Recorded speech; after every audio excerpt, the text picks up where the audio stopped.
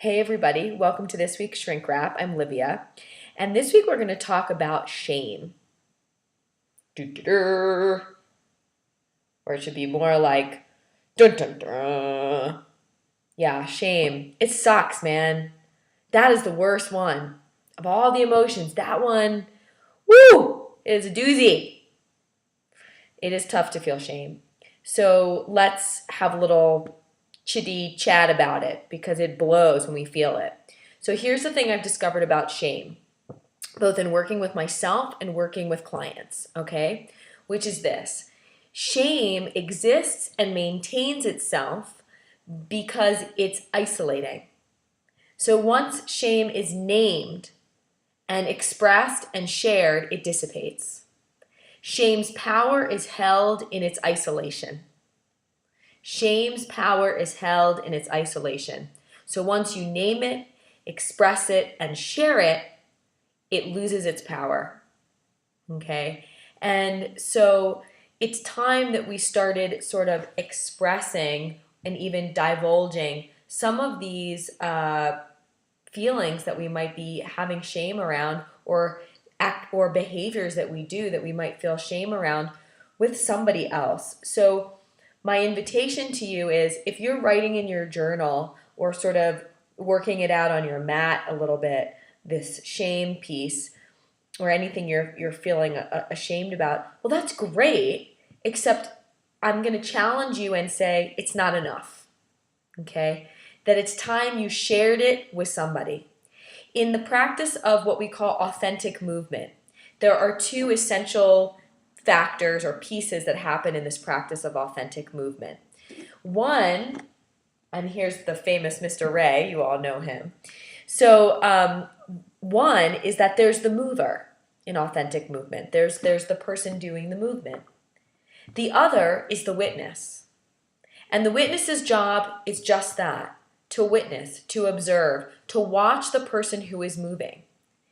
And in so doing, there is this very interesting, very visceral, very beautiful thing that happens for both parties. But to be witnessed is a very scary and healing thing.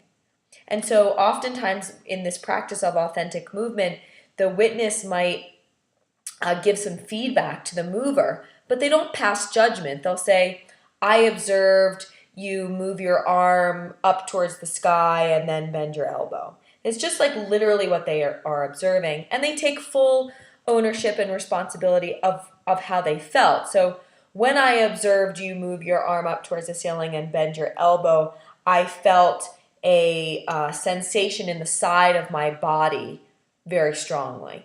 So they're not saying you made me feel this, or you did, you felt this, or you looked like that. They're just stating, a very specific actual movement, and then how they felt, how they responded.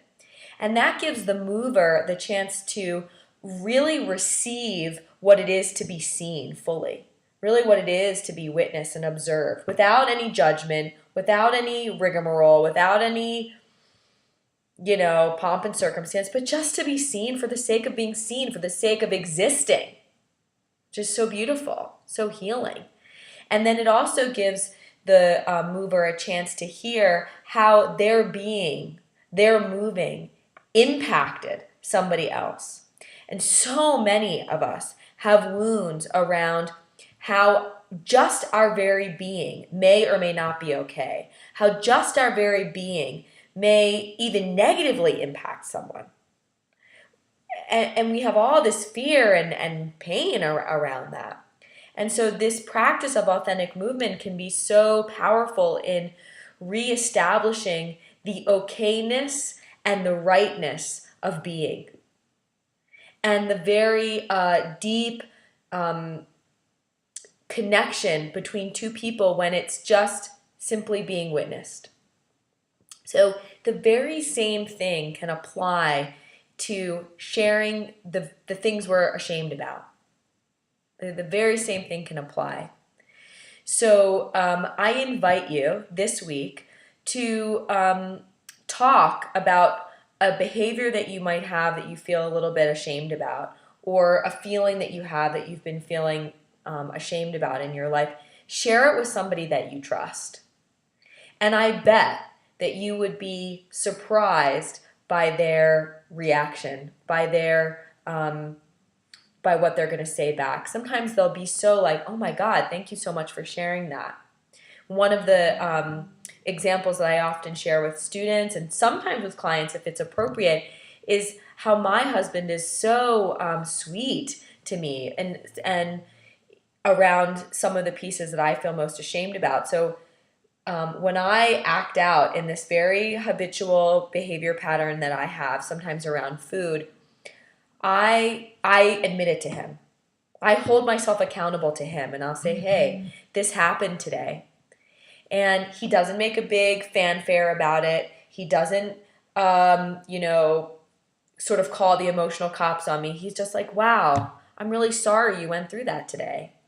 And so he helps hold that shame a little bit for me. And in the sharing, it dissipates. And one of the things he always says to me, and I think, how come you're not the shrink? He says, Livia, I wish you would be easier on yourself. I wish you would go easier on yourself. I wish you would treat yourself with the same patience that you treat your clients. So hard on yourself. Why don't you treat yourself with the same patience and the same kindness as you do your clients and your students? You don't have to be so hard on yourself. I love you. And it's so great. It's so loving just to be witnessed, just to be held in that place. So you don't have to go off being like, well, that's her husband and that's her relationship and I don't have that. You do. You have one person in your life, I know each of you do, has someone in your life that you can share really authentically and say, hey, this is going on for me and I'm feeling shitty about it. I'm feeling embarrassed about it. And so share and notice what happens in your body and in your emotional system and your feelings. Like how do you feel in sharing? It might be scary and it might be so liberating. And so share one shameful thing with someone you trust, okay? Not just in a journal, not just, with you yourself on your yoga mat, but really with human connection. There is something that happens in human connection when we allow ourselves to be witnessed. There is a reason why authentic movement has become such an important practice in working in dance movement therapy, body psychotherapy, various aspects of mental health. So please take up this invitation. As you can tell, I feel really passionately about this topic. And I have a lot of things that I feel kind of crappy about. So I have practiced this a lot.